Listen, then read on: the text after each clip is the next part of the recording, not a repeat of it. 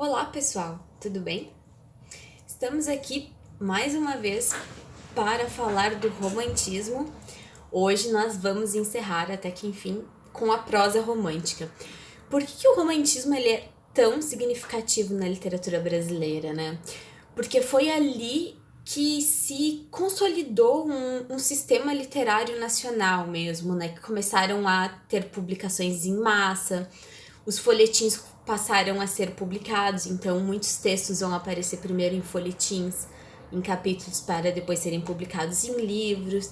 Então a gente vai ter uma produção muito importante nesse contexto. Bom, sobre as questões contextuais do romantismo, a gente já fez uma aula, né, a aula 1, em que o contexto histórico foi trabalhado. Então, eu vou deixar isso um pouquinho de lado hoje, tá? Os slides, bom, eu já enviei, enfim, não precisa se ater tanto ao que tá ali, eu vou tentar conversar um pouquinho mais com vocês.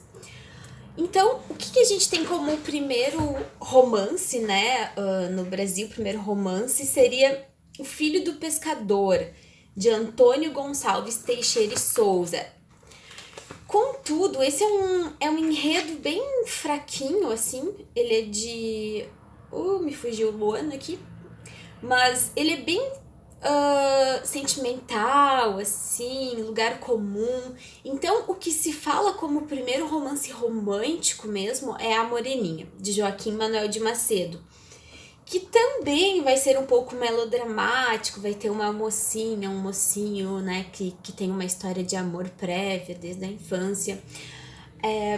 O que os críticos dizem é que nesse período o público do romance, né, no Brasil era muito vasto, e era composto de mulheres, de jovens, de muitas pessoas que tinham um letramento bem precário ou em fase inicial, mediana, né?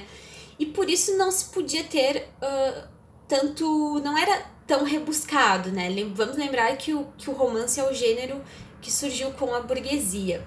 Então, a gente vai ter textos mais que apelam ao leitor, né? Tramas que tocam mais ao leitor e uma linguagem não tão rebuscada. Claro que hoje o que a gente lê lá do século XIX parece muito complicado, né? Então vai ser o Joaquim Manuel de Macedo que vai definir os traços do romance romântico brasileiro. Então aqui a gente tem o Filho do Pescador, mas o destaque para a Moreninha. Mas quem vai realmente ser o autor da prosa romântica brasileira é quem? José de Alencar, né? O José de Alencar, ele é uma pessoa pública um pouco controversa se nós observarmos ele à luz dos olhos do século XXI, porque ele tinha ideias políticas bem conservadoras, era escravagista, então um sujeito bem controverso, né? Por que ele é tão importante, o José de Alencar? Porque ele vai escrever romances perpassando diferentes temáticas, né? Quando a gente fala da poesia romântica, vocês lembram que eu falei de geração, primeira geração, segunda geração. Na prosa a gente não define, não fala em gerações, mas a gente aproxima essas narrativas de alguns grupos. Quais são esses grupos, né? É o romance urbano, ou romance de costumes, romance histórico, o romance regionalista e o romance, né, a prosa indianista. E o que tem de interessante nisso? Bom, é que o Alencar é um autor que escreveu bastante e escreveu em romances ligados a todos esses grupos. O que vai ser bem importante no Alencar e muito frequente é uma volta ao passado, né? Um olhar romantizado do passado, principalmente nos anos iniciais do Brasil. O Bose, sempre falo do Bose, né? Vai dizer que mais do que alinhar o Alencar a esses grupos, né, de prosa, a gente vai ver que ele tem um anseio pela evasão no tempo e no espaço, o que o Blosi vai dizer que é um motivo unitário em Alencar. O que é interessante também é que o Alencar vai conseguir cobrir muita coisa, assim, passado, presente, cidade, campo, litoral, sertão. Ele vai escrever um pouquinho de tudo. O Bose diz que o romantismo de Alencar é ressentido e regressivo, né? Nesse sentido de olhar para trás, de ver um presente como algo um pouco decrépito, né? Frente a um passado mais grandioso. E ele vai muito... Esse pensamento de regressivo que o Bose diz vai ter tudo a ver lá com os seus... dos seus ídolos, Chateaubriand e Walter Scott. Então, nós vamos falar um pouquinho sobre cada um desses tipos de prosa, né? A prosa urbana, então, ou prosa de costumes, ela vai trazer o cotidiano da burguesia, intrigas de amor, histórias que vão mostrar as desigualdades sociais que permeiam as relações. E como exemplo desses, bom, olha que todos os exemplos que eu trouxe de José de Alencar, né? Mas é bem interessante e bem conhecidos, talvez, os perfis de mulher que ele faz em Lucila, Diva e Senhora, né? Uma tríade com personagens mulheres protagonistas, né? Com seus envolvimentos amorosos, dramas, a sua condição social que determina muito a sua posição na sociedade. Ainda na prosa urbana, vou abrir um parêntese aqui para falar de outro autor que faz esse tipo de prosa com uma grande maestria, que é o Manuel Antônio de Almeida, com o seu Memórias de um Sargento de Milícias. Não sei se vocês conseguem ver aqui. O Memórias de um Sargento de Milícias é um romance emblemático porque ele vai ter essa temática da prosa urbana, mas com uma visão mais voltada às classes média e baixa. Então ele vai olhar as periferias, ele vai sair da corte, né? Então, o que a gente vai ter? Memórias de um Sargento de Milícia saiu em 1854. Se vocês lerem hoje ainda, é um romance bem engraçado, assim. Porque o que vai ter de inédito? Além desse olhar para as classes baixas e média, né? Esse olhar para o povo, assim, populacho mesmo. O Manuel Antônio de Almeida tem um protagonista que é um anti-herói completo, que se chama Leonardo. O Leonardo, então, ele vai incorporar essa figura do malandro, né? Que é o malandro? Talvez seja o primeiro malandro da literatura brasileira, não tenho certeza. O malandro é aquela pessoa que quer se dar bem, que gosta da vida boa, né? Que vai sempre aproveitando as situações conforme elas se mostram. E o Leonardo é esse, é uma pessoa que quer se dar bem e vai atrás com seu jeitinho, malemolência, né? Se relaciona o Memórias de um Sargento de Milícia à tradição picaresca, né? Que é aquela tradição que na Europa, principalmente na Espanha, como um Don Quixote, vai mostrar esses sujeitos que vagam, né? Que as coisas vão acontecendo, que querem atingir alguma coisa, né? Mas aqui o Leonardo é mais a brasileira, né? Então, um herói picaresco brasileiro, talvez.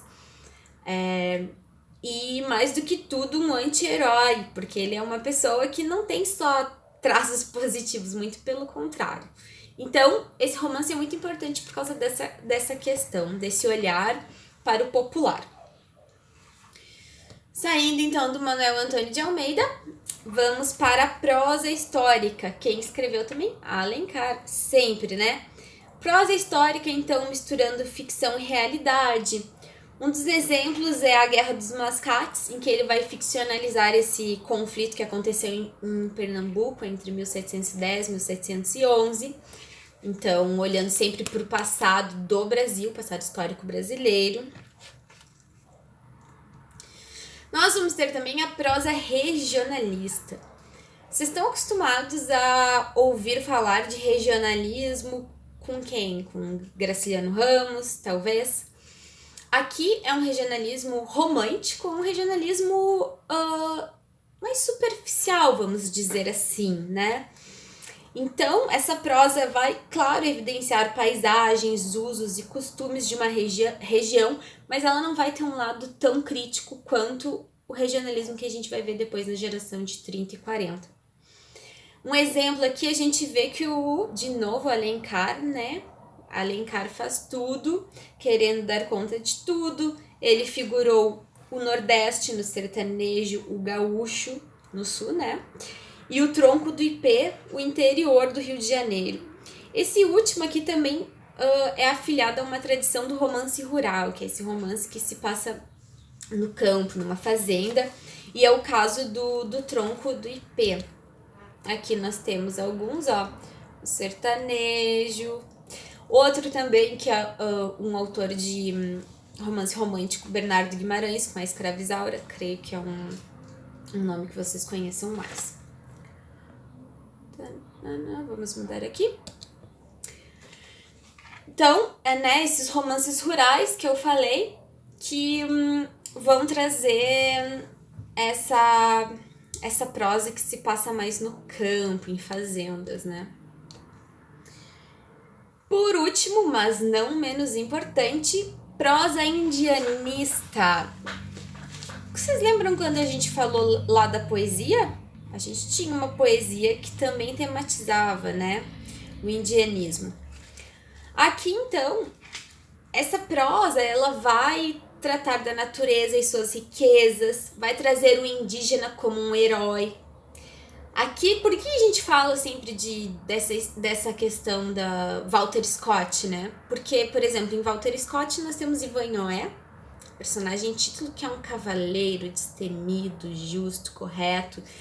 E aqui no Brasil, no romantismo, o indígena vai sofrer essa elevação da imagem, vamos dizer assim, aproximando as suas qualidades às de um cavaleiro medieval. Alguns aqui, então, alguns textos que nós temos, o Guarani, o Birajara e Iracema. Iracema é muito simbólico. Por quê? Porque em Iracema a gente vai ter esse relacionamento entre Iracema, uma moça indígena, né, brasileira, e Martim, que vem com um colonizador português, para o Brasil. Claro que vai haver muito conflito nesse relacionamento, porque eles são de mundos totalmente diferentes.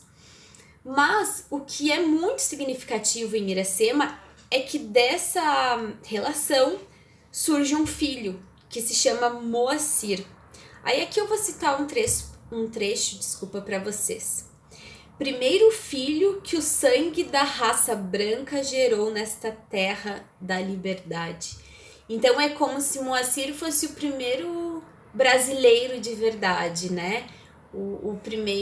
A primeira criança que nasce dessa miscigenação dos povos colonizadores com os povos colonizados.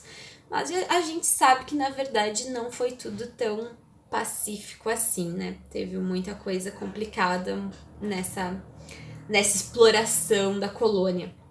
Mas aqui, então, o que se tenta forjar é a ideia de uma origem mítica para a nação, né?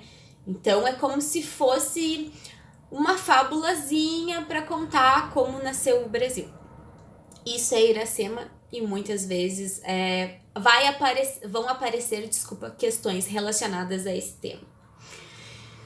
Fui rapidinho, porque a gente já falou bastante de romantismo. Quem quiser ver um pouquinho sobre o contexto histórico, volta lá na aula 1.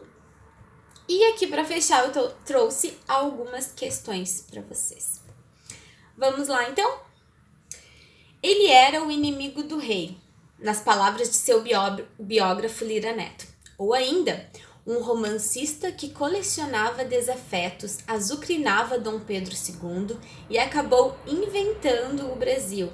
Lembra esse conceito de forjar uma ideia de nacionalismo, uma origem mítica. Tido como o pai do romance no Brasil. Assim era José de Alencar, o conhecido autor de O Guarani, e Iracema, tido como o pai do romance no Brasil.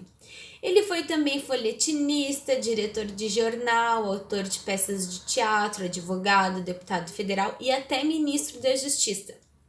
Para ajudar na descoberta das múltiplas facetas desse personagem do século XIX, parte de seu acervo inédito será digitalizada.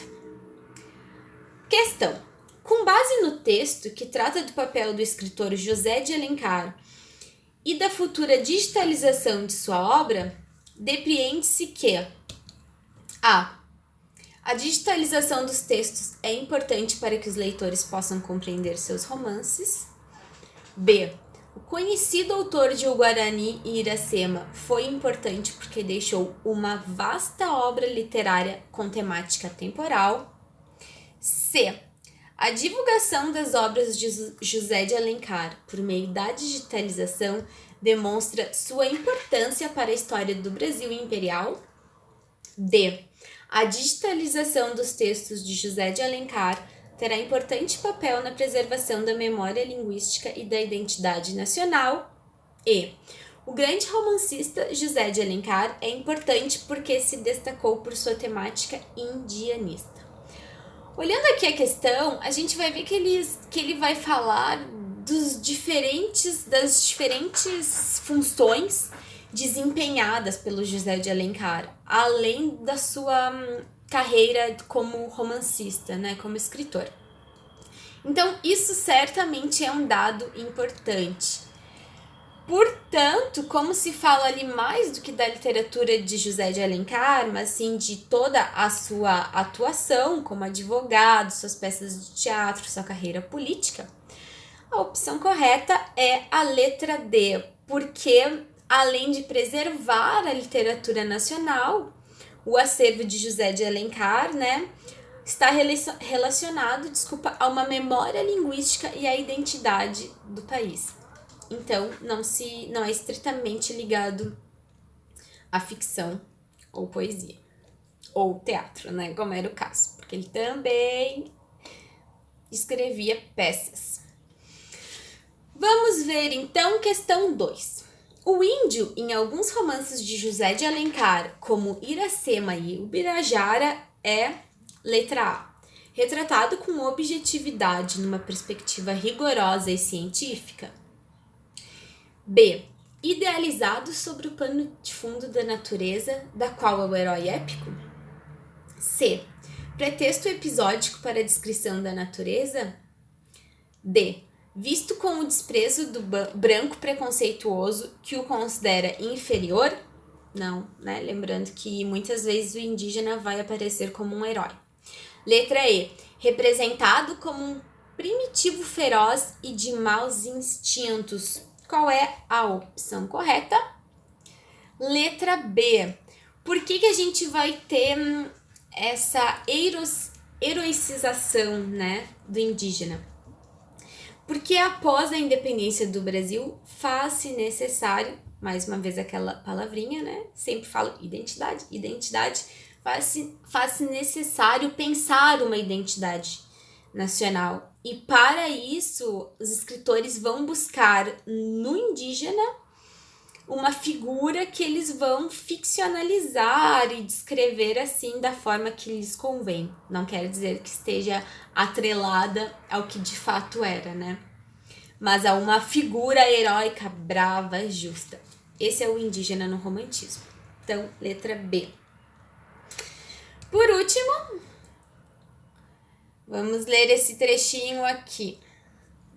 Vocês mulheres têm isso de comum com as flores, que umas são filhas da sombra e abrem com a noite, e outras são filhas da luz e carecem do sol.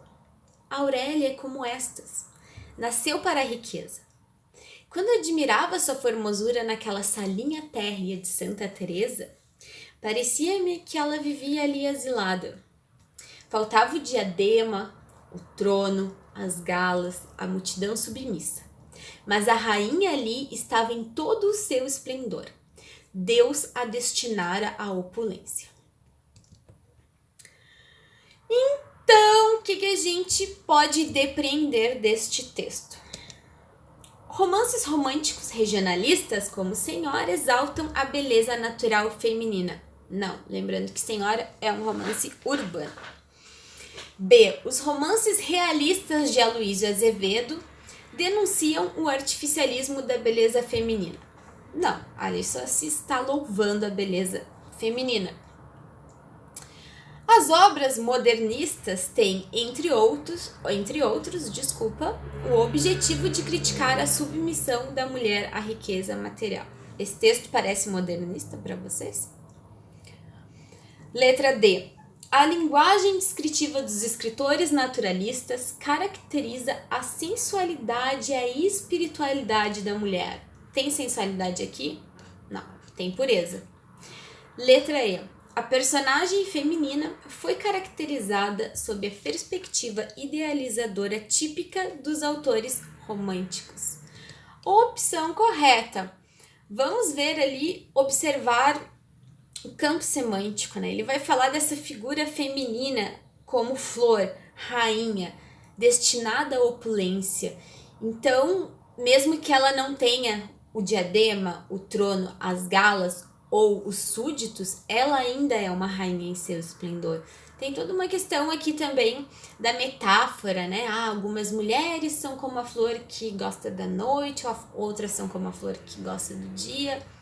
Bem romântico, bem idealizado, bem Alencar, né? Então, papo rápido, assim nós terminamos o romantismo, antes tarde do que nunca, não é? Mas já falei um pouquinho da importância desse período, então se justificam essas aulas em episódios separados, né? Em breve entraremos no realismo, logo já vai terminar o século XIX, né? E assim seguimos os nossos estudos rumo ao Enem e ao que mais vier por aí. Muito obrigada pela atenção de vocês, bons estudos, qualquer dúvida vocês podem deixar aqui embaixo. Perguntas, críticas, sugestões, pode falar aqui, certo? Muito obrigada então. Vejo vocês em breve. Tchau, tchau.